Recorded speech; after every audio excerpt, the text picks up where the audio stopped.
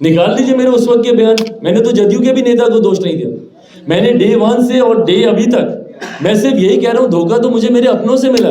मेरे अपने मेरे साथ खड़े होते तो दुनिया की कोई ताकत नहीं थी।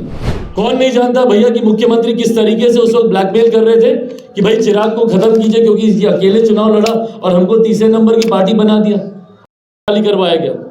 किसके दबाव में घर से तस्वीरों को बाहर फेंका गया।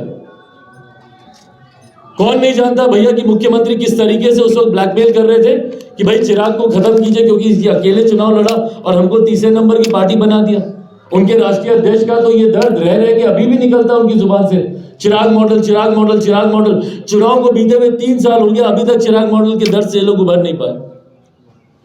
और उसका बदला लेने के लिए घर खाली करवाओ, इसका सड़क पे सामान को फेंकवाओ। पर ये इसकी जड़ में ये वो मानसिकता है, दलित विरोधी मानसिकता, जिसका जिक्र हमारे प्रधानमंत्री जी ने उस दिन तेलंगाना की सभा में भी किया।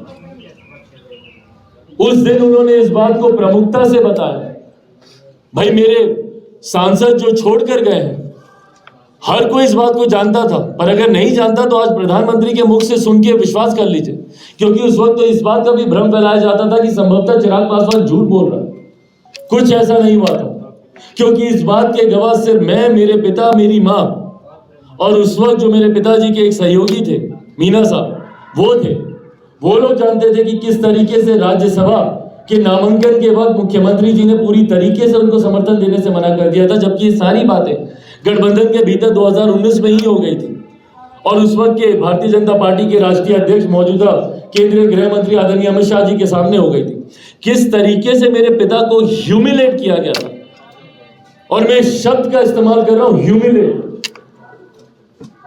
कैसे उसके बाद एक पुत्र ये बर्दाश्त कर लेता।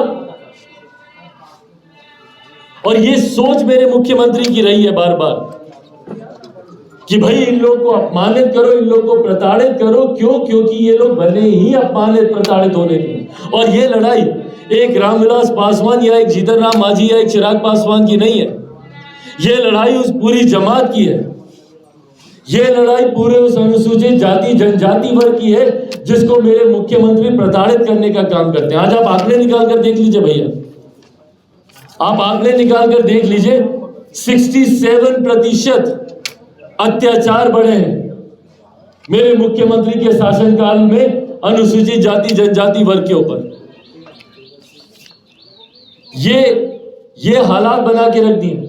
आज आप चले जाइए कहीं पे भी, सबसे ज्यादा हत्याएं किसकी हो रही है भैया? पासवान समाज, दलित महादलित वर्ग से आने वाले लोगों की हत्याएं हो रही। पासी समाज के इस बात को मैं ही नहीं, क्योंकि उस दौरान भी मेरी कई नेताओं से बातचीत होती थी और उस दबाव को मैंने पूरी तरीके से महसूस किया है।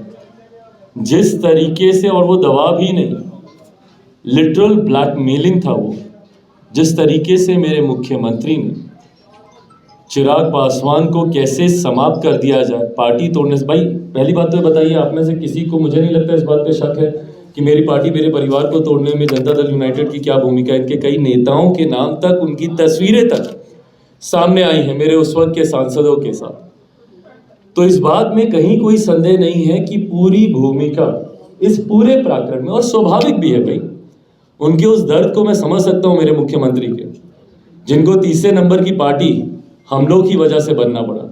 आधे से ज्यादा जिनके प्रत्याशी हार गए, जो अभी तक बड़ा भाई करके डिक्टेटरशिप अपनी गठबंधन में दिखाते थे, उनका वो अगर आधार खत्म हुआ। आज की भी तारीख में अगर मेरे मुख्यमंत्री इतने कमजोर हैं भैया, किसकी वजह से? लोक जनशक्ति पार्टी की वजह से ही है ना। अगर हम लोगों ने 2020 में चुनाव ऐसे नहीं लड़ा होता तो आज भी संभवतः वो 70-80 अपने विधायकों का वर्चस्व हर एक जगह दिखा रहे होते। ना आज वो लालू जी के सामने इस तरीके से झुके होते, ना वो उस वक्त भारतीय जनता पार्टी पे ऐसा दबाव बनाए होते। तो यकीनन ये दबाव पूरी तरीके से, भाई हर कोई जब राजनीति में होता है, कोई मुझे गोद में किसी ने नहीं बैठाया हुआ। आपको राजनीतिक लड़ाई अपनी खुद ही लड़नी होती है। और मैंने उस वक्त भी इस बात को कहा था कि मैं किसी दूसरे या तीसरे पे क्या उंगली उठाऊं, जब धोखा मुझे मेरे घर वालों ने दिया। मैं तो जदयू पे भी नहीं उंगली उठा रहा भाई, मैंने तो जदयू को भी दोष नहीं दिया उस वक्त। निकाल लीजिए मेरे उस वक्त के बयान, मैंने तो जदयू के भी नेता को दोष नहीं दिया। मैंने डे 1 से और डे अभी तक मैं सिर्फ यही कह रहा हूं, धोखा तो मुझे मेरे अपनों से मिला। मेरे अपने मेरे साथ खड़े होते तो दुनिया की कोई ताकत नहीं थी कि इस तरीके से चिराग पासवान को वो तोड़ सकती या चिराग पासवान को हराने का प्रयास कर सकती। तोड़ तो खैर अभी भी नहीं पाई, पर धोखा तो मुझे मेरे अपनों ने दिया। Thank you. ये लो मुंह मीठा करो, आज मैंने अपना जॉब छोड़ दिया, अब हम पूर्णिया वापस जाएंगे। जॉब छोड़ दिया है? मतलब ये घर कैसे चलेगा? हम करेंगे क्या? और माँ बाबूजी क्या बोलेंगे? इसलिए मैं एक और मिठाई का डब्बा लाया, अपने बिजनेस के लिए लोन अप्रूव हो गया। अरे लोन अप्रूव हो गया वो तो ठीक है, लेकिन पूर्णिया में हम रहेंगे कहाँ? अपना घर भी तो नहीं है वहाँ। इसलिए तो एक और मिठाई का डब्बा अलग से लाया हूं। हमने पूर्णिया में घर ले लिया है, पूर्णिया के ई होम्स पैनोरमा में। पूर्णिया में पैनोरमा ग्रुप लेकर आए हैं ई होम्स पैनोरमा। बड़ा घर, आलीशान जिंदगी और अत्याधुनिक सुविधाओं के संग। अरे अरे, अब क्यों मुंह मीठा करवा रही हो? क्योंकि हम घर वापसी जो कर रहे हैं। घर वापसी की खुशी पूर्णिया में ई होम्स पैनोरमा के संग। ई Homes Panorama, luxurious lifestyle redefined.